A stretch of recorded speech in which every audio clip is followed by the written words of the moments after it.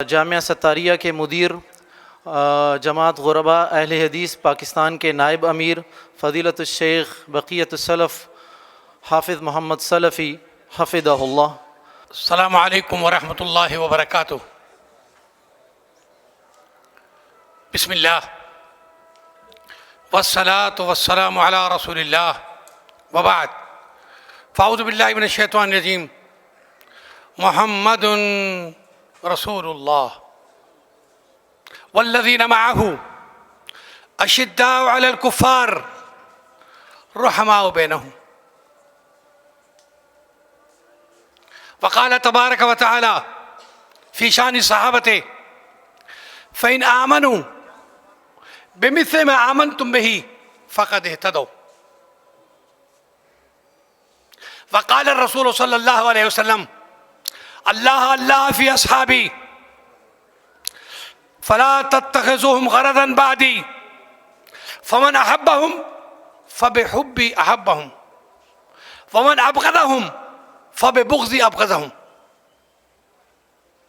وقال امام ابی جعفر احمد بن محمد بن علی بن احمد بن محمد بن علی الطحاوی رحمہ اللہ، حب الصحابۃ دین و ایمان و احسان و بغضهم کفر و نفاق و طغیان۔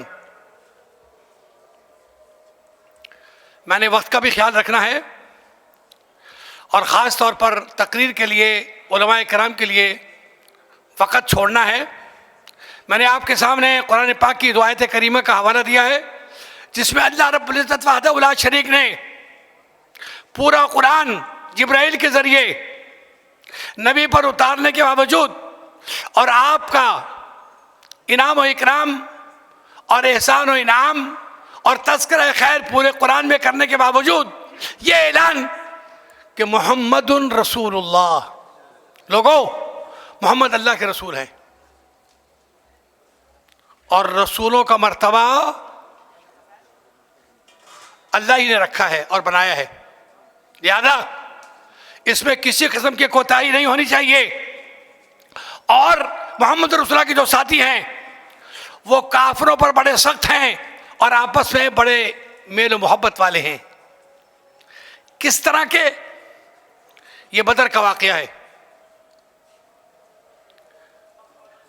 کفار قریش کے 70 سردار گردنیں کٹوا کے مٹی میں مل گئے اور 70 کو پابند سلاسل کر کے نبی پاک کے سامنے پیش کر دیا گیا کہ ان کا کیا کیا جائے۔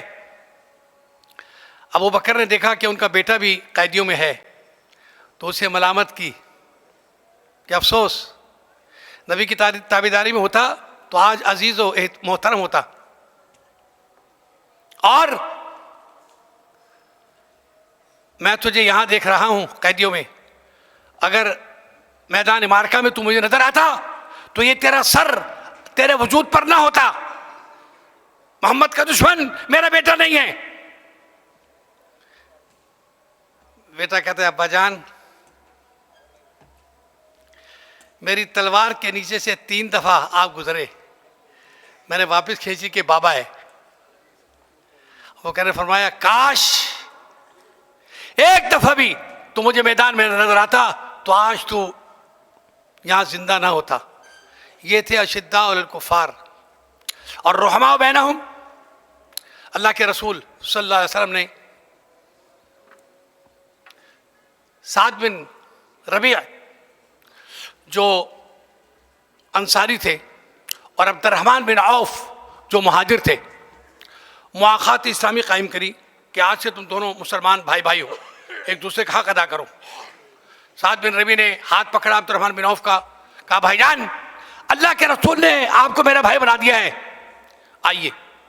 مسجد سے باہر نکلے، کہا سنیے، میری 2 بیویاں ہیں، ایک کو طلاق دے رہا ہوں، عدت کے بعد آپ شادی کر لیجئے گا، مدینے میں آپ کی کوئی برادری نہیں، زندگی گزارنی ہے، گھر بار بنانا ہے، لہذا میں بندوبست کر رہا ہوں۔ ہاں میرے 2 گھر ہیں، یہ لیجئے چابی، یہ دوسرا گھر آپ کا ہے۔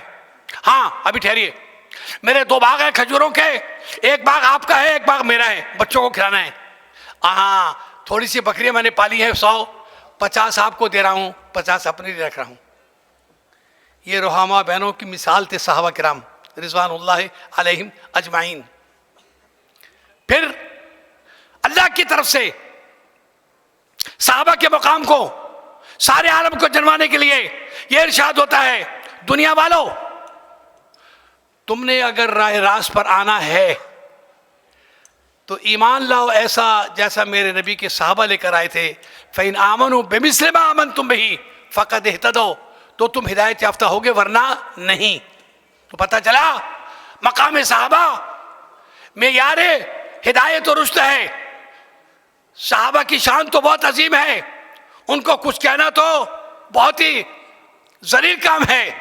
اور اللہ کے رسول صلی اللہ علیہ وسلم نے اپنے صحیح حدیث بخاری میں فرما دیا تھا کہ اللہ فی اصحابی، میں تمہیں اللہ کو گواہ کر کے اپنے صحابہ کے بارے میں متنبہ کرتا ہوں، فلا تتخذوا غرضا بعدی، میرے بعد انہیں دنیا کے معاملات سیاست میں دخل اندازی کر کے ان کی شان میں توہین نہ کرنا۔ فمن احبہم فبحبی احبہم، جس کو میرے صحابہ سے محبت ہوگی اسی اصل میں مجھ سے محبت ہے تو صحابہ سے محبت کر رہا ہے۔ فمن ابغضہم، اور جس نے صحابہ سے بغض رکھا تو اس کو صحابہ سے نہیں مجھ سے بغض ہے۔ تو پتہ چلا کہ شان رسالت اور شان صحابہ میں گستاخی کرنے والا کہیں کبھی نہیں، قرآن کی روح سے، حدیث کی روح سے۔ اور 1420 سال قبل کی یہ کتاب شرح عقیدہ تحویہ امام جعفر تحوی رحمۃ اللہ علیہ نقل فرماتے ہیں کہ اسلام کے 3 درجے ہیں، ایمان، اسلام، ایمان، احسان، اور کفر کے بھی 3 درجے ہیں، نفاق، کفر اور بغاوت۔ تو جس نے حب الصحابۃ دین و ایمان و احسان، جس نے صحابہ سے محبت کری اس کے اندر اسلام ہے، اس کے اندر ایمان ہے، وہ محسن ہے۔ اور جس نے صحابہ سے بغض رکھا وہ بغضہم کفر و نفاق و طغیان، اور جس نے صحابہ سے بغض رکھا وہ رانہ درگاہ ہے، اسلام سے خارج ہے، اللہ کا باغی ہے۔ اللہ رب العالمین ہمیں اور آپ ہی کو نہیں، کائنات کے سارے انسانوں کو اور خصوصاً اسلام لینے والے، اسلام کا نام لینے والے اور کلمہ گو مسلمانوں کو اللہ کی کتاب میں بصیرت حاصل کرنے، نبی کے فرمان سے نصیحت حاصل کرنے اور ائمہ دین کی رہنمائی میں اپنے مقام کو پہچاننے کی توفیق اور سعادت عطا فرمائے۔ اللہ رب العالمین اس شاندار پروگرام کے انعقاد پر میں جامعہ بکر اسلامیہ اور ان کے منتظموں کو 1000 بار تہنیت اور مبارکباد پیش کرنے کے بعد آج کے مہمان عظیم اور محترم پروفیسر ساجد میر حفظہ اللہ، ان کی آمد کی وجہ سے بھی مجھے انتہائی ضروری کام ہے اور ہمارے قریبی ساتھی کے انتقال پر مجھے بھی نماز جنازہ پڑھانی ہے، اس سے میں درخواست کی تھی کہ مجھے موقع دیا جائے کہ میں اپنی گزارشات پیش کر دوں۔ اللہ رب العالمین ہمیں اللہ کی کتاب کی روشنی میں، نبی کے فرمان کی روشنی میں اپنے آپ کو مسلمان بننے کی توفیق عطا فرما دے۔ والسلام علیکم ورحمۃ اللہ وبرکاتہ۔